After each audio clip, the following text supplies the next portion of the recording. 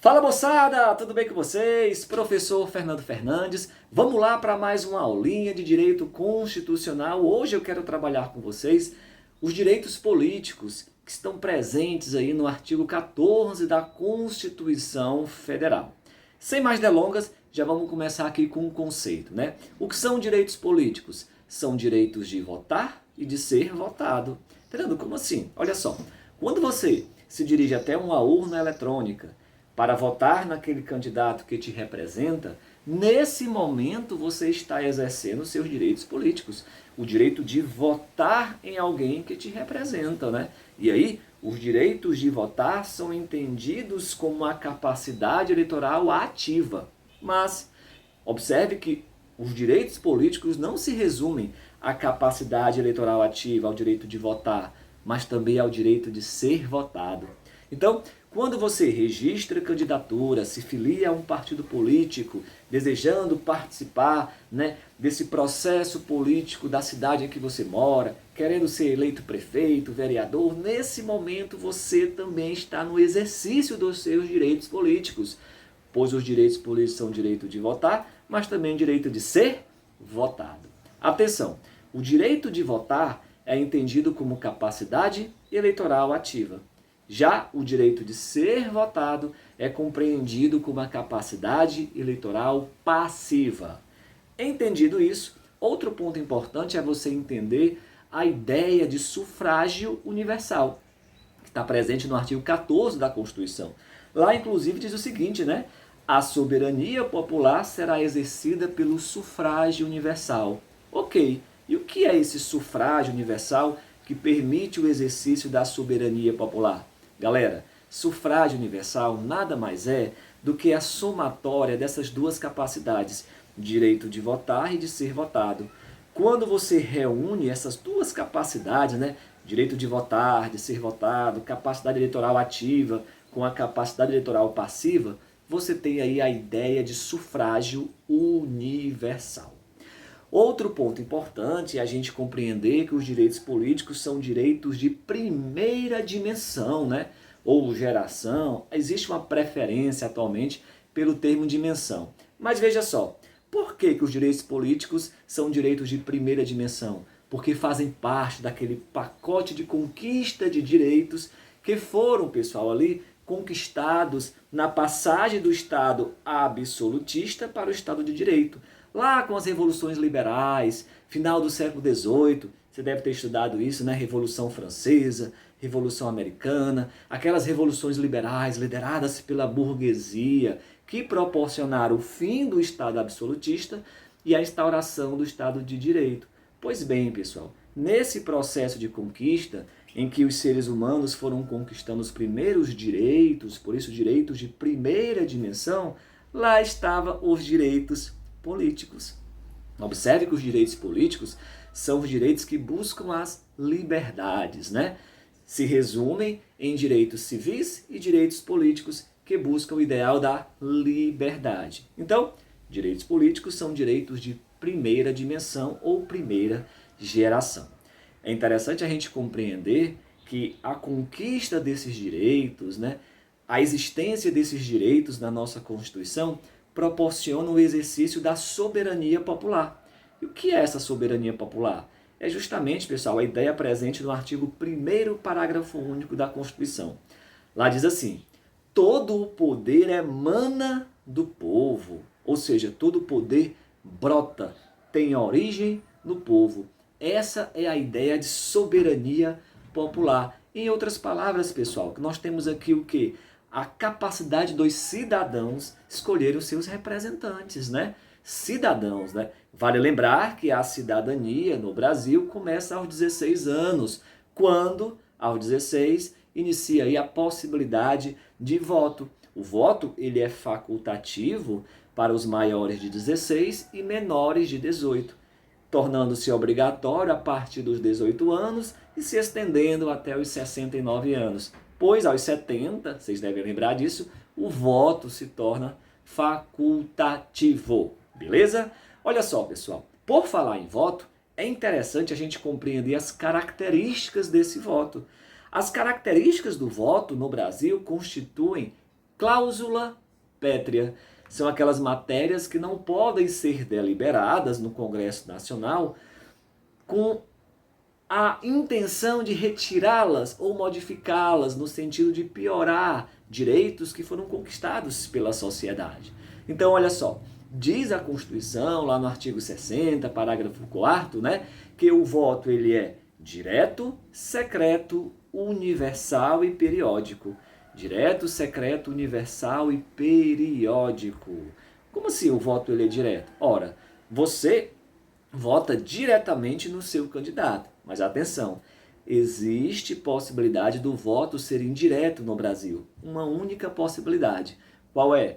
Naquela situaçãozinha quando existe vacância dupla na presidência e na vice-presidência do país.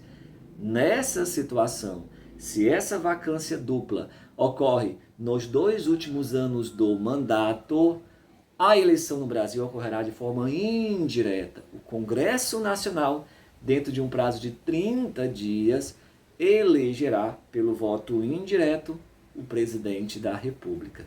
Então essa é uma exceção, né? Via de regra, o voto no Brasil para a escolha dos representantes, no caso aqui em questão do presidente da República, o voto ele é direto, né? Ele é direto, secreto, universal e periódico. Fernando, secreto? Ora, secreto, pessoal, porque ele não é aberto, ele é sigiloso. Eu não sou obrigado a revelar a quem eu votei. O voto é direto e o voto é secreto. Ele é universal, ou seja, independentemente da sua situação, se você é homem, mulher, branco, negro, independentemente de qualquer condição, todos podemos votar. Essa é a ideia do voto universal, né? Houve uma época na história do Brasil em que o voto ele era censitário. Na época do Império só votava quem tinha uma determinada renda. O voto, além de ser direto, secreto, universal, ele é periódico. Essa periodicidade garante a alternância do poder.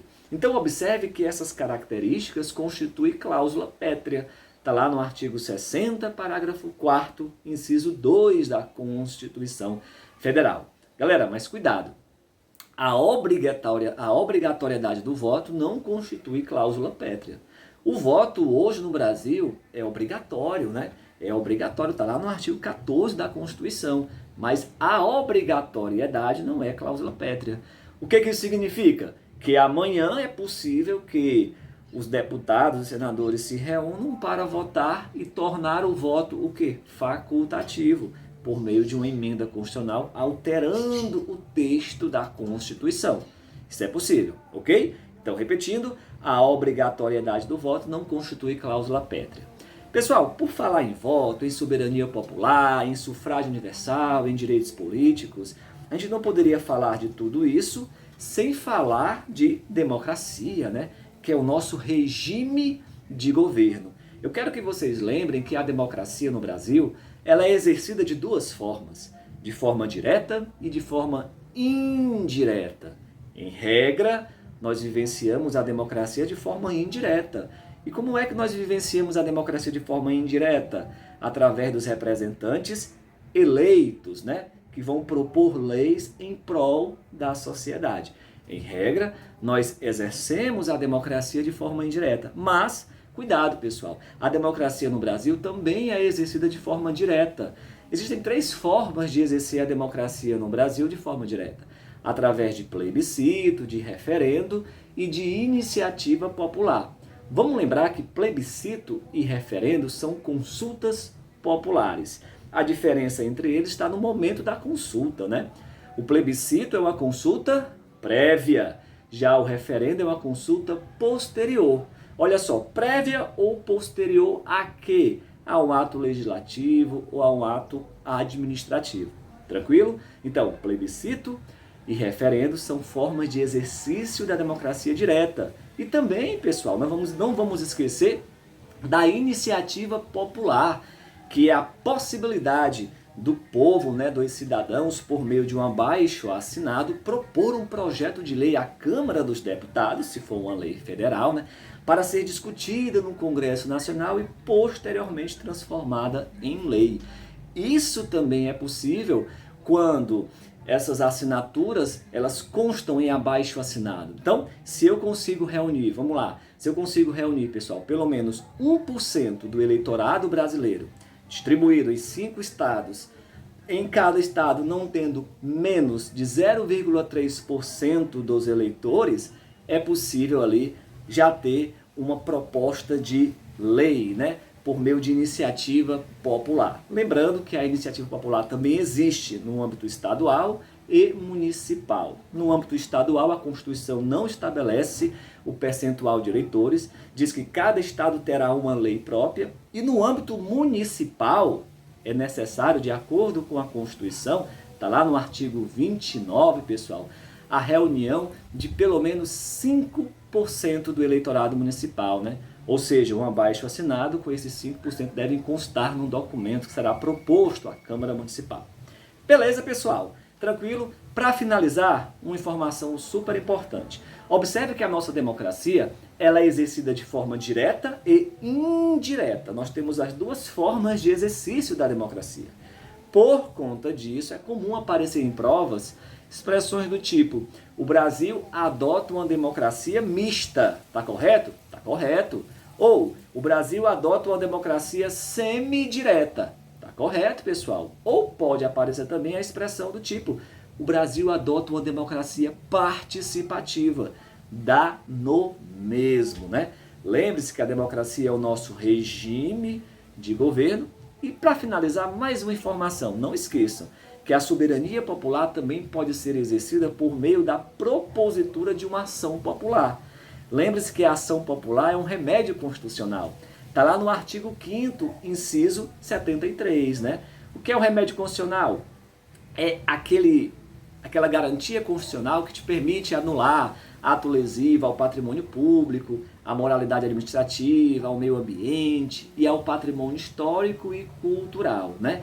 O ajuizamento desse remédio constitucional, que é feito pelo cidadão, lembre que o cidadão é aquele que vota, também é expressão da soberania popular e, por consequência, expressão de direitos políticos. Beleza? Galera, então é isso. Eu fico por aqui. Se esse vídeo te ajudou de alguma forma, deixa o like, se inscreve no canal. Dessa forma, você me ajuda a fazer com que o trabalho aqui cresça, né, prospere, e ao mesmo tempo você é ajudado com esses conteúdos que são postados aqui gratuitamente. Valeu, galera! A gente se vê no nosso próximo vídeo. Fui!